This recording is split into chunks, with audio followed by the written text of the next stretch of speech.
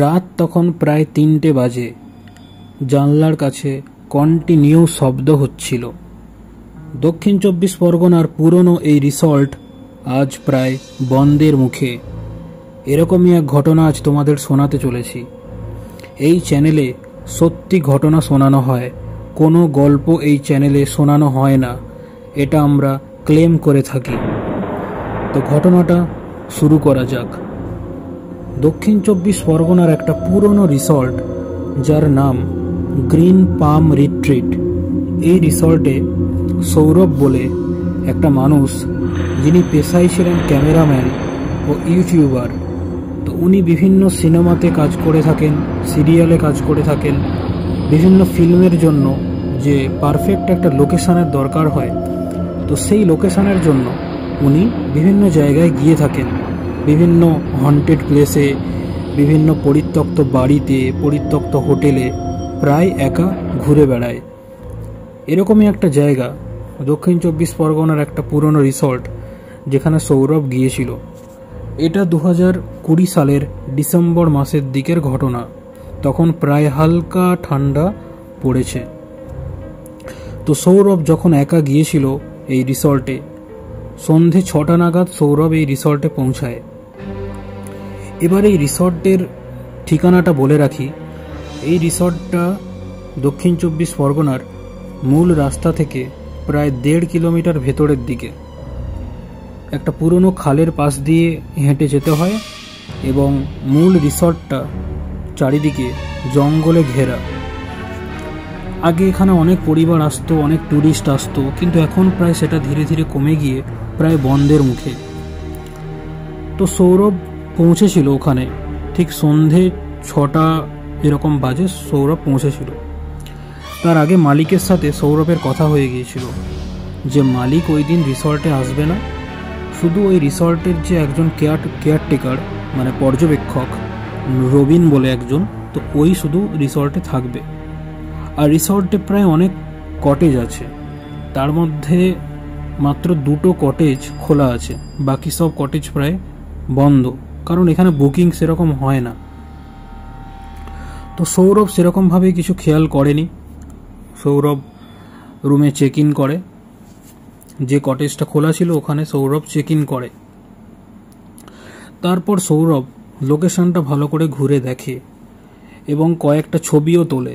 ওর কাছে একটা ছোট ক্যামেরা ছিল, গোপ্রো ক্যামেরা, তো ওটা দিয়ে কয়েকটা ছবিও তোলে এবং দেখে যে আশেপাশে খুবই নীরব পরিবেশ। শুধু জঙ্গলের মাঝে যে বাঁশ গাছের একটা বন আছে, সেখান থেকে যেন মাঝে মাঝে একটা ফিস ফিস শব্দ আসছে। তখন সন্ধে 6:30 7টা বাজে। এবার আস্তে আস্তে যখন সন্ধ্যের অন্ধকার নেমে আসলো, সৌরভ ওই কটেজের সামনে বসে চা খাচ্ছিল। তখনই কেয়ারটেকার রবিন বলল, দাদা, সন্ধ্যের পরে কিন্তু ওই ঝোপের দিকে একবারও যাবেন না, কারণ ওখানে সাপ আছে। তখন সৌরভ হেসে বলল, সাপ তো বাস্তব জিনিস, আমি ওইসব ভূতে বিশ্বাস করি না। তখন ওই কেয়ারটেকার রবিন শুধু কিছু না বলে মাথা নেড়ে চলে গেল। এবার আস্তে আস্তে সন্ধ্যের পর রাত 7:30 8টা এরকম বাজে। তখন হঠাৎ করে সৌরভ লক্ষ্য করে যে সৌরভের যে ক্যামেরা যেটা ছিল, গোপ্রো ক্যামেরা, ব্যাটারি পুরো ফুল চার্জ, তারপরেও ওটা বন্ধ হয়ে যায় এবং তার যেন মনে হয় যে পিছনে কেউ একটা দাঁড়িয়ে আছে। কিন্তু যখনই ফিরে তাকায় সন্দেহবশত, কিন্তু দেখে পেছনে কেউ নেই। এইভাবে সন্ধে 8:30টার পর 9টা 9:30 এরকমভাবে বাজতে যায়। তখনই মনে হলো সৌরভের যে রিসর্টের ওই কটেজের পিছনে যে বাঁশবন রয়েছে, ওখান থেকে যেন কিছু একটা শব্দ ভেসে আসছে, কিন্তু সেটা পরিষ্কার বোঝা যাচ্ছে না যে কিসের শব্দ। সৌরভ প্রথমে পাত্তা দেয়নি। রুমের ভেতরে প্রবেশ করে সৌরভ মোবাইলে ভিডিও করতে শুরু করে। তখন রাত 9:15 বাজে। এবার কেয়ারটেকার রবিন খাবার দিয়ে চলে গেল, রাতের ডিনার, এবং বলেছিল যে দাদা, আমি এবার আসি, তুমি গেটটা ভালো করে লাগিয়ে দিও, আবার সকালে দেখা হবে। এই বলে কেয়ারটেকার রবিন চলে গেল ওই দিন। এবার ওই কটেজের মধ্যে সৌরভ একা, বাকি মাত্র সব কটেজ বন্ধ, শুধু একটা কটেজ কেউ একটা রয়েছে, বাট সৌরভ অত জানে না যে ওখানে কে আছে।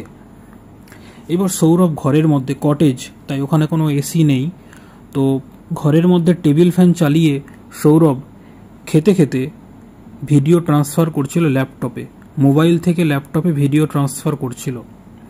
হঠাৎ করে পুরো কটেজের লাইট পুরো অফ, লোডশেডিং। এবার মোবাইলের টর্চও কাজ করছে না। তো হঠাৎ করে সৌরভ কী করলো না, ল্যাপটপের আলোতে টেবিল থেকে নিচে নেমে বাইরে বেরিয়ে যখন দেখে যে গোটা রিসর্টটাই অন্ধকার, শুধু দূরে একটা কটেজ যেটা বন্ধ থাকার কথা সেখানে লাইট জ্বলছে। আশ্চর্য ব্যাপার, সৌরভ পুরো অবাক হয়ে গেল।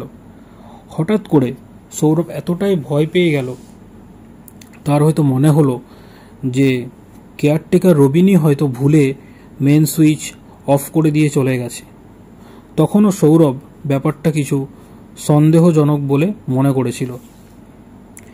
এবার সৌরভ আস্তে আস্তে দেখলো, খুব ভালো করে লক্ষ্য করলো যে ওই কটেজের যে জানলার কাঁচের দিকে অস্পষ্টভাবে একটা নারীর অবয়ব দেখতে পেল, যেটা একদম নড়াচড়াও করছে না, একটা জায়গায় দাঁড়িয়ে আছে।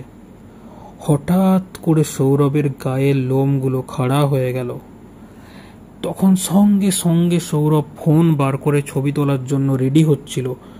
ওই ফোনটা কন্টিনিউ 3-4 বার রিস্টার্ট নিল।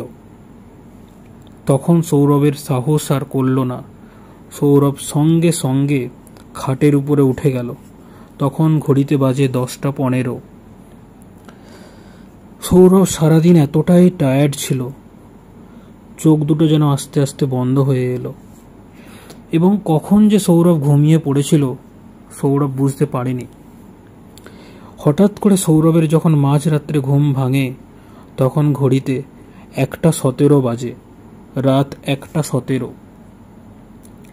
ঠিক তখনই যেন মনে হলো ঘরের বাথরুম থেকে একটা ফিস ফিস আওয়াজ আসছে ভেসে। তখনই সৌরভ মনে করল বাথরুমের দরজা তো লাগানো, কিন্তু এই আওয়াজটা আসছে কোথা থেকে। সৌরভ আরও একটু যেন ভয় পেয়ে গেল।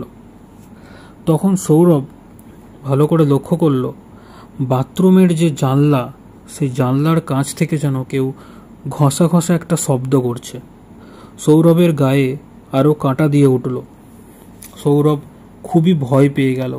তখনই মনে করল এইভাবে একা আসা এই রিসর্টে একদম তার পক্ষে ঠিক হয়নি। এবার ঘড়িতে তখন রাত 1:23 বাজে। কিছুক্ষণের জন্য চারিপাশে যেন একটা নিস্তব্ধতা নেমে এলো। এবার হঠাৎ করে কটেজের জানলার বাইরের পাশ থেকে যেন একটা খট খট আওয়াজ আসতে থাকে, অথচ ওই পাশে বাঁশবন ছাড়া আর কিছুই নেই। সৌরভ প্রচণ্ড ভয় পেয়ে গেল। ধীরে ধীরে যেন বিছানার একটা কোণে সরে গেল ভয়ে। পরদিন ভোরে 4:30 দিকে চড়ুই পাখির শব্দে সৌরভ চমকে জেগে উঠল, এবং তার মনে হচ্ছিল যে পুরো রাতটা যেন কেমন একটা বিভীষিকাময় দুঃস্বপ্নের মতো কেটে গেল। সৌরভ তখনই ওই ভোর 4টের দিকে লাইট অন করল। ফ্যান চলছে না, কিন্তু মোবাইলে চার্জ নিতে শুরু করলো, যেটা গত রাতে 3-4 বার রিস্টার্ট নিয়েছিল। সঙ্গে সঙ্গে সৌরভ কেয়ারটেকার রবিনকে ফোন করল 4:30 সময়, ভোর 4:30। তখন রবিন বলেছিল যে দাদা, তোমাকে তো বলেছিলাম যে ওই কটেজে থাকতে না, ওখানেই এর আগে একটা মেয়ের মৃত্যু হয়েছিল শ্বাসরোধ করে। ওর হাজব্যান্ড ওকে মেরেছিল ওই রিসর্টের ওই কটেজের মধ্যে। সৌরভ তখন একটা শব্দও বলেনি, ফোনটা চুপচাপ কেটে দিল। শুধু ওই কটেজ থেকে নিজের জিনিসপত্র নিয়ে বেরিয়ে এসেছিল। কয়েকদিন পর সৌরভ যখন বাড়ি ফিরল, বাড়ি ফিরে ল্যাপটপে সেই রাতের যে ভিডিওগুলো তোলা হয়েছিল এবং ছবি কিছু তুলেছিল, সেগুলো কিন্তু সব যেন অস্পষ্ট দেখাচ্ছে। ল্যাপটপেও ছবি আর ভিডিওগুলো ক্লিয়ারলি আসছে না। কিন্তু মজার ব্যাপার হলো, সৌরভ গোপ্রো ক্যামেরাতে যে কিছু কিছু ছবি তুলেছিল সেটা কিছুটা হলেও বোঝা যাচ্ছিল, এবং সেখানে ভালো করে লক্ষ্য করলো একটা ওই নারীর যে অবয়ব কালো ছায়া যেটা জানলাতে দেখা যাচ্ছিল, সেটা এই ছবিতে এবং এই ভিডিওতে পুরো পরিষ্কার করে বোঝা যাচ্ছিল। আজকের এই ঘটনাটা এরকমই। শেষের মুহূর্তে এটাই যে সৌরভ তারপরে প্রায় 2 মাস মতো কাউন্সেলিং করাতে হয়, তারপর সৌরভ সাধারণ মানুষের মতো একটা জীবনে ফিরে আসে। তো এটাই ছিল আজকের ঘটনা। দক্ষিণ 24 পরগনার এই হন্টেড রিসর্টের কটেজের একটা ঘটনা আপনাদের সামনে আমি তুলে ধরলাম। এরকম কিছু কিছু ঘটনা আছে যেগুলোর বিজ্ঞান এখনো পর্যন্ত ব্যাখ্যা দিতে পারেনি। আবারও বলে রাখি, এই চ্যানেলে শুধুমাত্র সত্যি ঘটনা শোনানো হয়, এই চ্যানেলে কোনো গল্প বলা হয় না, এটাই আমরা ক্লেম করে থাকি। ঘটনাটা পছন্দ হলে সবাই চ্যানেলটাকে সাবস্ক্রাইব করে সহায়তার হাত বাড়িয়ে দেবে। নমস্কার, শেষ করলাম।